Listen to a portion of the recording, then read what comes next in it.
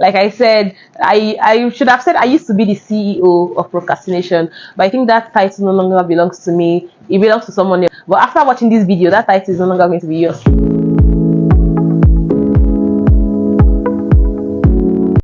If you have been feeling really lazy, stuck, and dealing with procrastination, please bear in mind that you are not alone. We have plenty, and on that list, I will say that I am the CEO. Yes, because I procrastinate a lot on the very little things. Hi guys, welcome back to my YouTube channel.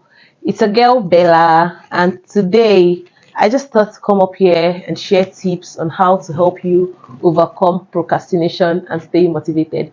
Like I said, I should have said I used to be the CEO of procrastination, but I think that title no longer belongs to me. It belongs to someone else. But after watching this video, that title is no longer going to be yours. It's going to belong to someone else. So these tips have helped me. I am not a motivational speaker. Okay guys, let's just dive in right into the video. So tip number one, identify procrastination triggers. You need to look out for those things that triggers you to be as unproductive as you can be. Is it a distraction? Is it fear? Is it a notification? Is it social media? Is it your partner? I don't know, whatever it might be, but you just need to look out for those things, right? That makes you want to procrastinate every time you set your mind to do something. Are you procrastinating because the task seems too big? You need to look out for what causes you to drift in the sea of procrastination. Procrastination is a sea, and you will keep drifting if you don't figure out those things that makes you procrastinate and then figure out how to tackle them. So basically, by identifying these triggers, you can now find ways to tackle them. It's like they say that you need to find the root cause of a problem to know how to deal or how to treat that problem. Tip number two, set clear and achievable goals. It doesn't end there. Set systems as well. James Clear, the author of Atomic Habits, in his book says, goals are good for setting the direction, but systems are best for making progress. The purpose of setting goals is to win the game. The purpose of building systems is to continue playing the game. You need to put systems in place in order to achieve those goals, and those systems, when you put them in place, you need to follow them. James Clear also says in his book, if you want better results, then forget about setting goals. Focus on your system instead. There needs to be a direction. You need to know how you're going to get there. You need to know the things that you're going to do, and you need to do them. Tip number three, implement a consistent routine. It could be daily, it could be weekly, it could be monthly. A well-structured daily routine or even a well-structured weekly routine can increase your productivity. And you're not just creating these routines for the sake of organizing your day. You do this to continuously train yourself to do the things that you have said that you are going to do. This helps you to develop trust in yourself. James Clear also says in his book, some people spend their entire lives waiting for the right time to make an improvement. Your actions reveal how badly you want something. If you keep saying something is a priority but you never act on it, then you don't really want it. It's time to have an honest conversation with yourself. Your action reveals your true motivations. You also need to have some non-negotiable. My non-negotiable for the 9th is that I have to set what I am going to wear to work the next day. Like, I do not even have a choice, because I realize that I am not a morning person, right? So when I wake up, like even if I wake up by 5, it takes me time to get off the bed. I'm going to be there lying down and just thinking about how I'm going to stand up, right? And by the time I stand up, like, time has already gone. I will have my bath, and then I'm trying to figure out what to wear, and I can be very, very indecisive. I'll wear this one, I'll change to another. Okay, what bag am I going to carry? What has to be in the bag? You know, and stuff like that. So I decided that, okay, as part of my night routine, I'm going to set my outfit for the next day, the night before the next day. I know some people do this, a lot of people do this, but trust me, a lot of people don't. So it has helped me a whole lot. I prep my morning the night before.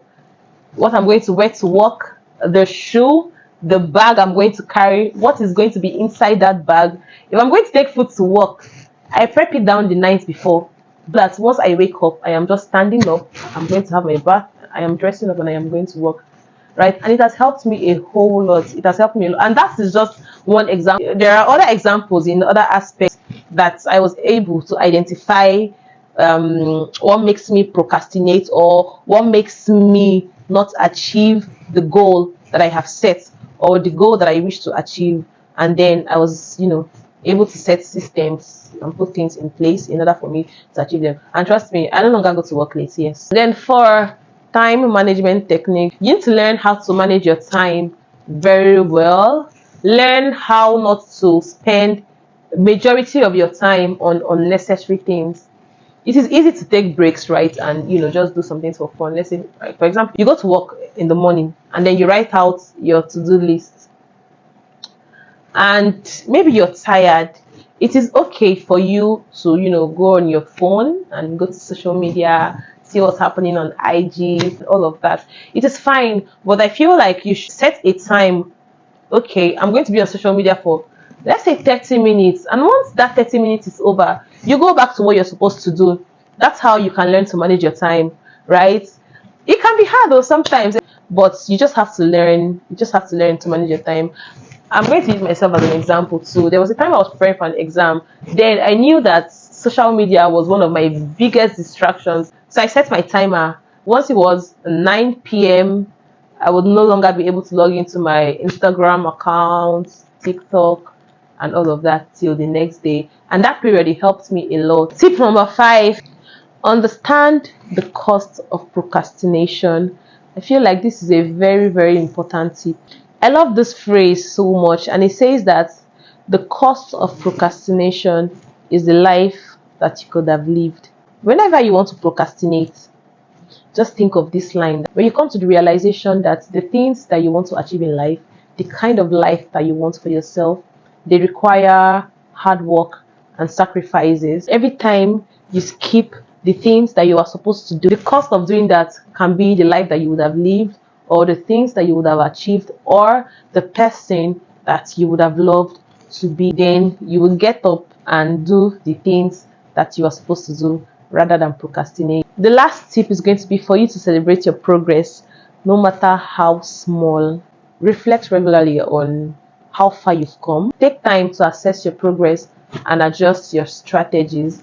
Yes, the strategies that you have put in place, those systems that you have put in place, might not be able to follow them as much as you would have loved. Life happens. I mean, things happen, shit happens.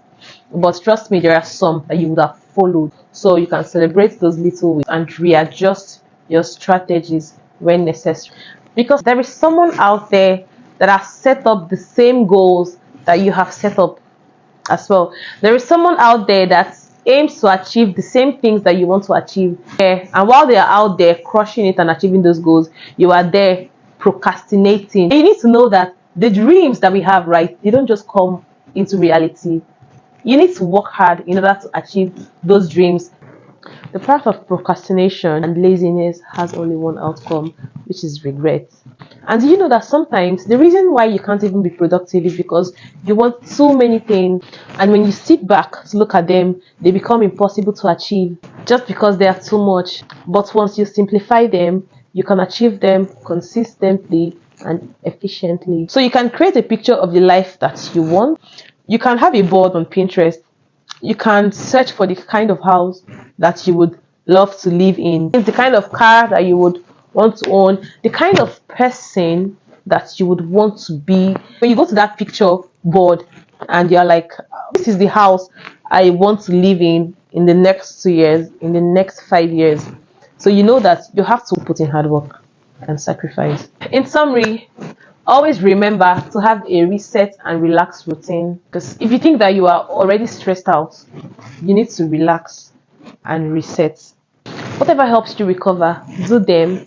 Relax, reset, and be kind to yourself. For me, I am exiting my lazy girl era, and I am so happy. I have seen changes.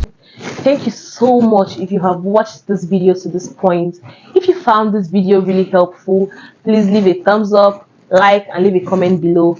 If you feel like you didn't find this video helpful, but you know someone that might find this video really helpful, please share to them and let us impact their life. Please don't forget to hit the subscribe button if you haven't done that already. Until I see you next time, stay safe, stay beautiful, and stop procrastinating. I love you guys so much. Bye.